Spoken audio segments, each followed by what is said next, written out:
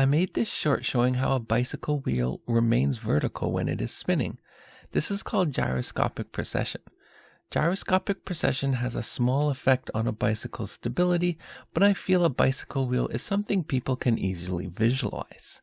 So I want to use a bicycle to explain gyroscopic precession in more detail, as the effect does exist, however small. I'll explain the main cause for a bicycle's stability at the end, so be sure to watch until then. A gyroscope is just a fancy name for a rotating object, like the rotors on a helicopter, the wheels on a car, or even the planet Earth. When a bicycle is moving, the wheels on that bicycle are also gyroscopes. If this bicycle is moving forwards, the wheels will have angular momentum in this direction shown.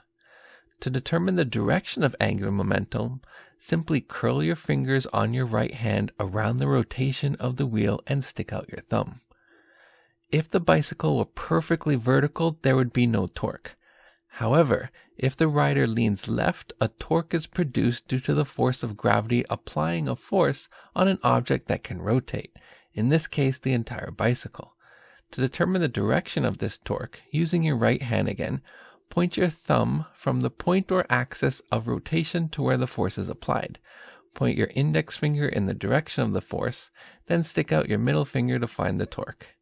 If the bike were not moving, this torque would increase angular momentum in its direction, causing the bike and person to fall over. If the rider leans left as the bike is moving forward, angular momentum is already present due to the spinning tires. Torque changes angular momentum and will attempt to rotate this angular momentum counterclockwise towards it, instead of rolling the bike over on the ground. This prevents the bicycle from falling over and causes the bike to turn left.